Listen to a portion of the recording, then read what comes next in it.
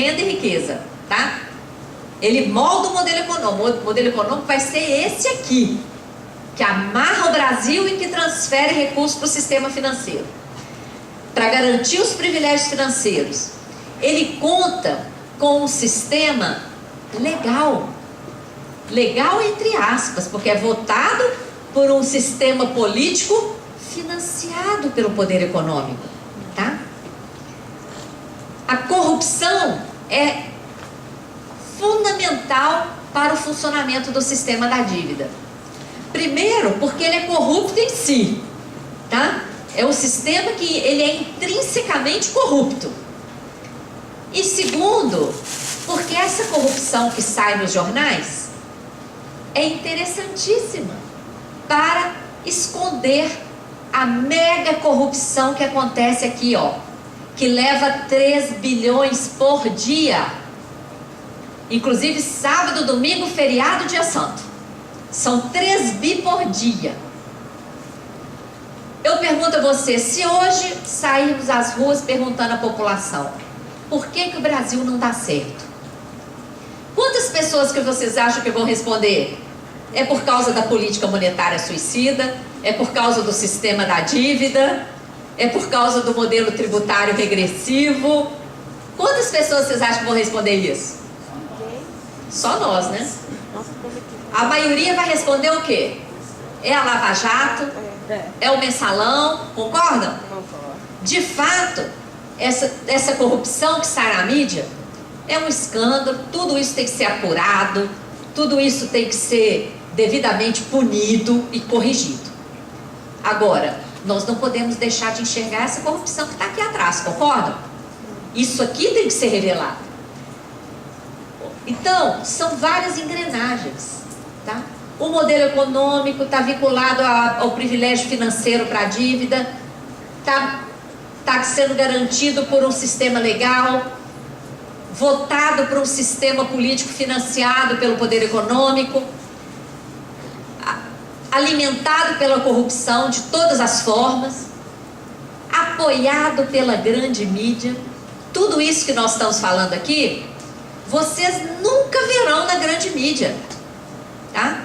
Porque quem paga os maiores anúncios na grande mídia? Na televisão a gente fica até emocionado com aquelas propagandas dos bancos, não é mesmo? São lindas as propagandas e caríssimas, é ou não é?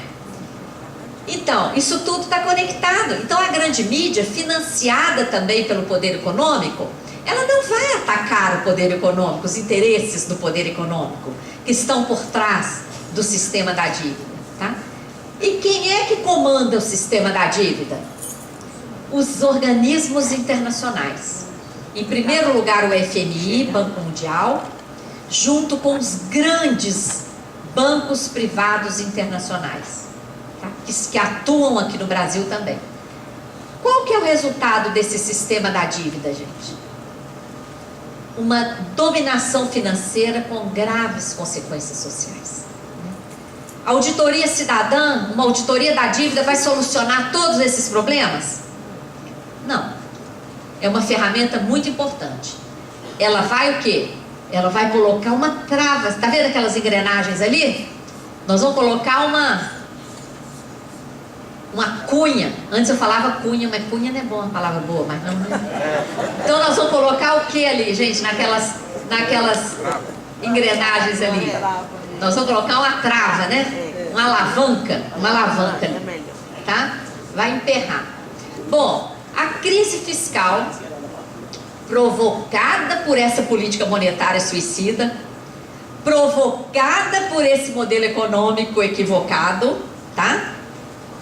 Vocês já pensaram nisso? Já ficou claro para vocês o que provocou essa crise? Foi essa política suicida. Quantas empresas vocês conhecem que quebrou por causa dos juros? Quase todas. Quase todas quebraram por causa disso, tá? Essa crise provocada por esse modelo tem sido a justificativa para todas essas medidas legais. Muitas delas já foram aprovadas, como nós comentamos, e essas medidas legais estão no sentido inverso do que precisava. A emenda 95, por exemplo, coloca teto para todas as despesas primárias, tudo isso que vocês estão vendo aí no gráfico, ó, tudo isso aí menos o amarelo. A PEC 55 ou emenda 95 vai manter congelados por 20 anos para sobrar mais justamente para os juros da dívida. Então, as medidas que estão sendo aprovadas estão no sentido inverso. O gasto que nós teríamos que estar controlando, o gasto delinquente, não é um gasto com saúde, educação, né, que a PEC 55 amarra. O gasto delinquente qual que é? É justamente o gasto com juros. E esse vai ser o gasto beneficiado por essa emenda constitucional. Da mesma forma, o PLP 343. Opa, esse negócio está meio doido. Tá? O PLP 343, que já foi aprovado na Câmara, que amarra os estados, exige que os estados privatizem tudo, tá? Impede a realização de concursos, afeta vocês. Daqui a pouco, quando vocês se formarem, vocês vão querer prestar um concurso público, muitos aqui. Esse 343, PLP 343, que está passando lá no Congresso, proíbe os estados de fazer concursos públicos. E aí? Proíbe municípios de fazer concurso público, proíbe reajuste salarial, proíbe reformulação de carreiras e exige privatização de tudo para o mercado, tá? A emenda 93 já passou também, que aumentou a DRU, a reforma da Previdência está lá, administrativa, privatizações, tudo isso aqui visa levar mais dinheiro para a dívida. Então, esse modelo provoca a crise, porque nós não tivemos, gente, nenhuma peste, nós não tivemos nenhuma calamidade. O que provocou essa crise? Foi a própria política monetária, tá? A emenda 95 favorece um esquema fraudulento, isso aqui é uma infâmia. Ao mesmo tempo que ela congela todos os gastos primários por 20 anos, ela deixa livre o gasto com a dívida e deixa livre a destinação de recursos para aumento de capital de empresas estatais não dependentes. O que é isso?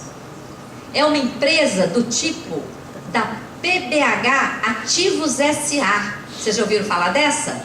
Uma empresa aqui de Belo Horizonte, que está emitindo papéis financeiros chamados debêntures, pagando juros exorbitantes, IPCA mais 11% no ano de emissão, isso deu 23% em 2014, 23% de juros. Gente, é suicídio, pois o nosso município aqui de Belo Horizonte está fazendo isso. E a PEC, que congela tudo, reserva dinheiro para esse esquema. Então, a Câmara Municipal de Belo Horizonte abriu uma CPI sobre a PBH Ativos S.A. Hoje de manhã, eu participei de uma reunião lá com vereadores.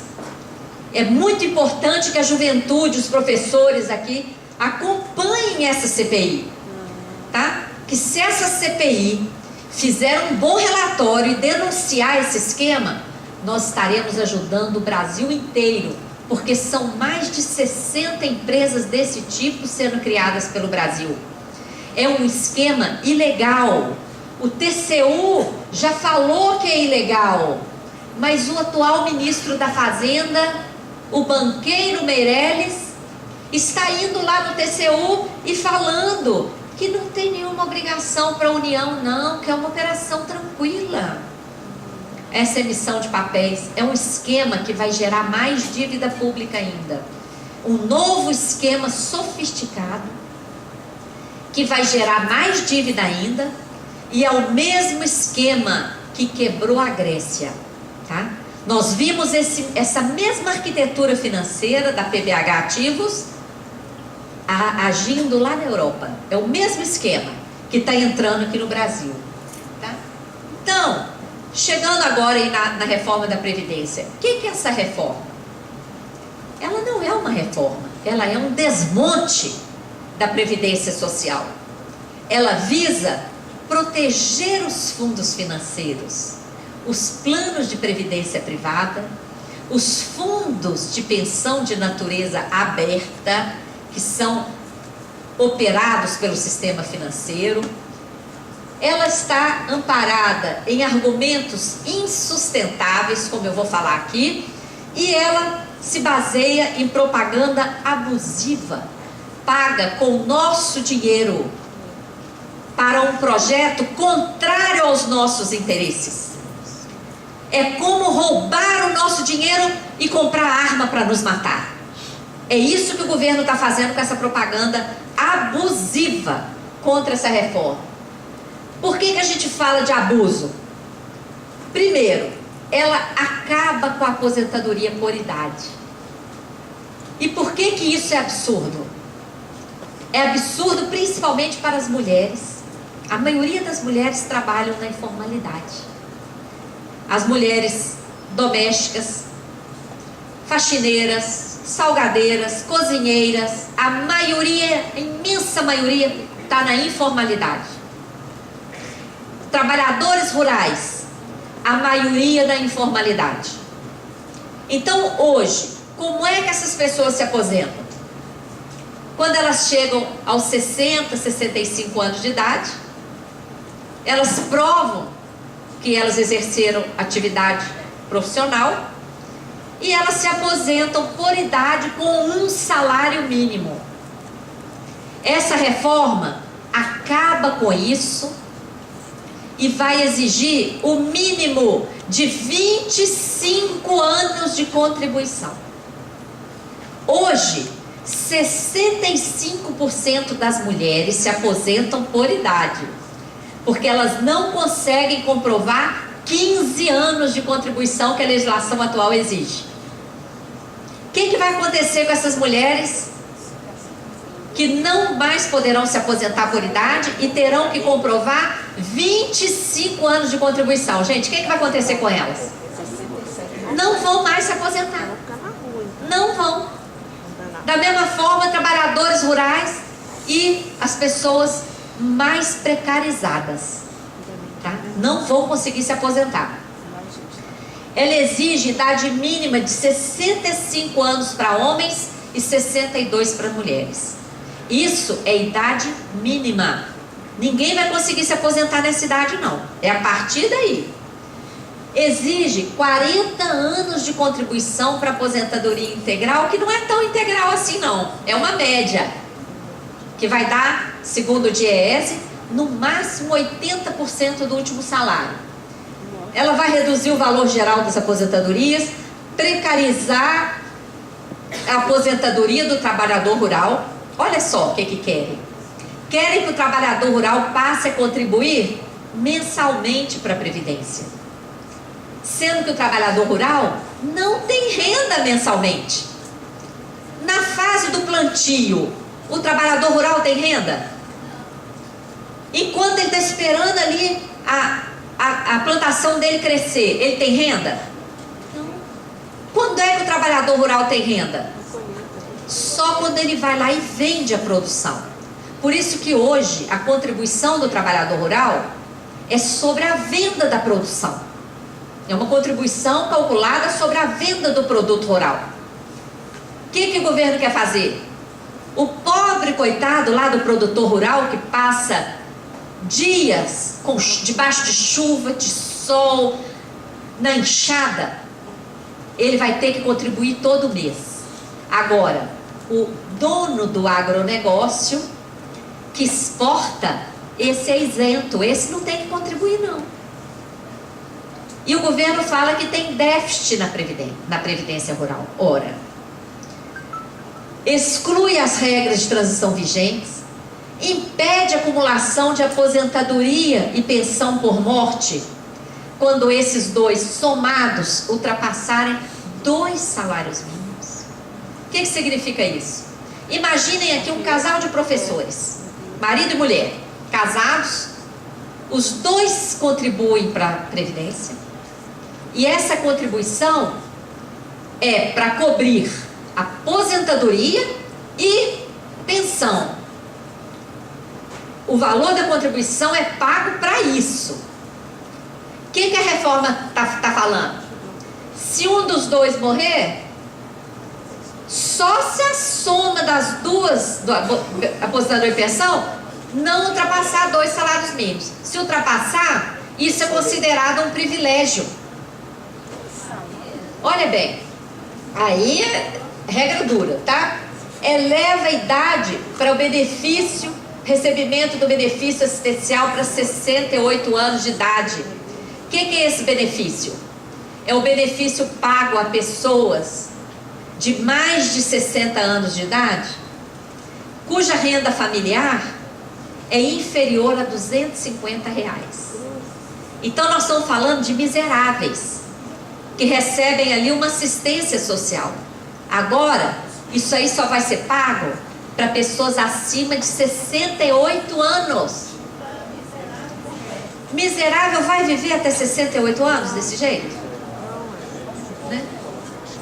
Coloca regras inalcançáveis para a aposentadoria dos trabalhadores expostos a agentes insalubres, como trabalhadores de minas e etc.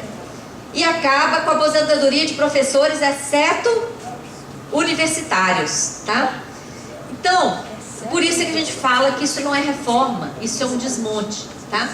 O que o Meirelles, banqueiro, representante do mercado financeiro, o que ele fala? O crescimento do país depende da reforma. A queda da inflação é resultado do ajuste fiscal. Sem reforma, os juros vão subir. Olha a ameaça. O terrorismo. A reforma vai reduzir a dívida, vai abrir caminho para a queda do juro e vai criar condições para o país crescer. Olha só o que ele fala. Mentira, na verdade, essa reforma, ela é uma reforma de interesse do mercado financeiro, que vai abocanhar mais uma fatia do orçamento público e que vai aumentar o volume de negócios com os planos de previdência privada. Quais os argumentos do governo? O principal é o déficit, que a gente já comentou no início. Um déficit que não existe. O governo não computa todas as fontes de financiamento da Seguridade Social, tá? Ele compara apenas a receita do INSS e deixa de lado, deixa lá na cesta de contribuições, deixa lá a COFINS, a contribuição social sobre lucro líquido, o PIS/PASEP, as contribuições sobre loterias, importações, venda de produção rural, etc. Deixa tudo isso lá. Pega só do INSS e compara com a maior despesa da Seguridade Social, que é justamente a despesa com a Previdência Social. Aí ele encontra o déficit. Mas quando a gente faz a conta honestamente, computando todas as receitas que são previstas na Constituição Federal para financiar a Seguridade, e comparamos com as despesas de previdência, saúde e assistência que compõem a Seguridade, olha o que a gente encontra. Esse quadrinho está aí nesse folheto que eu distribuí para vocês. Quanto sobrou de recursos, gente, na Seguridade Social nos últimos anos? Olha aí. Em 2005, quanto que sobrou? Olha aí. Mais de 70 bilhões. Em 2010. 2011. 2012, 82 bilhões sobraram. Em 2015, caiu o superávit. Por que caiu? Por causa do desemprego recorde e por causa das desonerações. A Dilma ainda estava no poder quando ela desonerou, falou para vários setores: vocês não precisam pagar.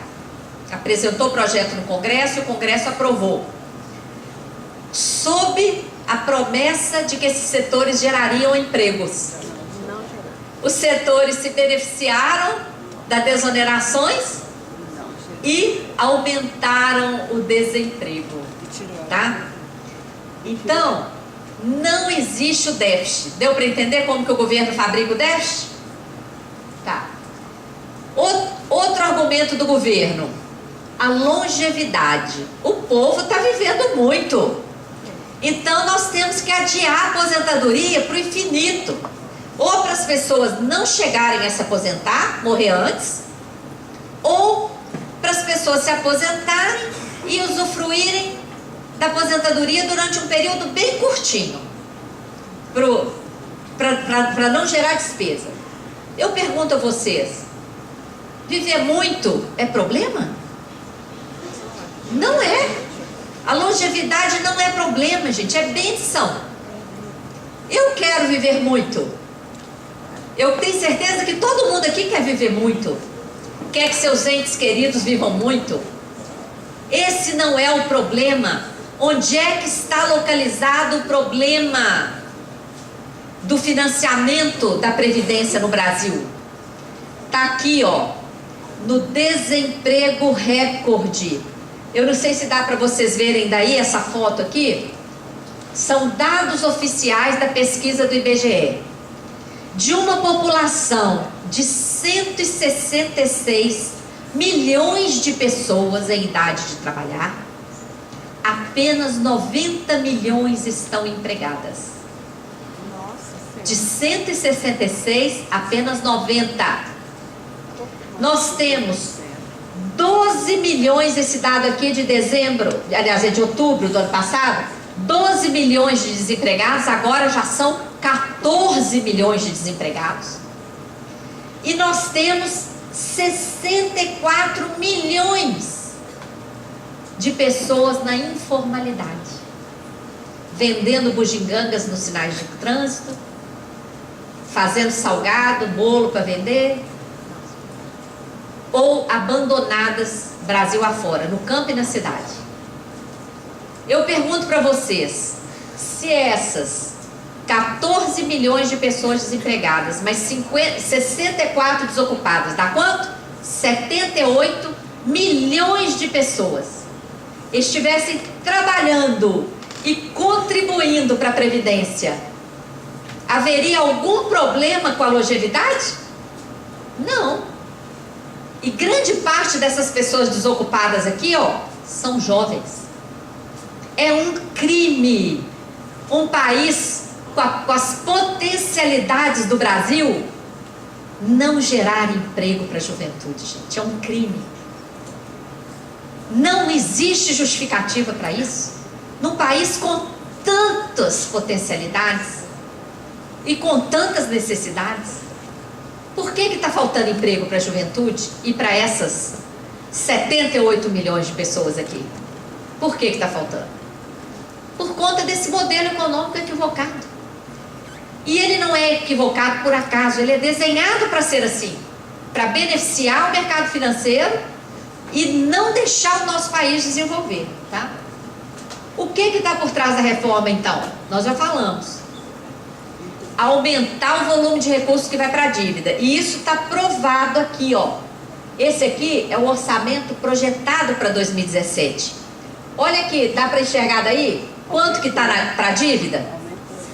50,66. Quanto que era aí em 2016? 44. Tá vendo? De 44, a projeção para 2017 já é mais de 50%. E para a Previdência, já caiu aqui para 19. Quanto que era aí? 22,5. Aqui já caiu para 19. Educação aqui já cai para 3,26. E vocês já devem estar vivendo isso aqui no Cefet, com vários cortes orçamentários aqui. Ciência e tecnologia continua ali 0,24, tá?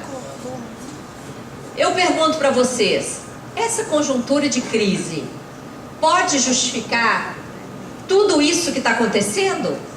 Todas essas modificações da nossa Constituição para piorar ainda mais as coisas? Não, gente, nós temos que reagir firmemente a isso. Por quê? Quem é que está promovendo essas mudanças? Uma classe política manchada de corrupção. Muitos dos que estão lá votando essas reformas, modificando a nossa Constituição, retirando os nossos direitos, deveriam estar atrás das grades e estão lá modificando a Constituição. Então nós precisamos reagir firmemente a essas mudanças. A dívida tem sido a justificativa para essas reformas, como a gente falou no início. E a pergunta que nós temos que fazer é a seguinte: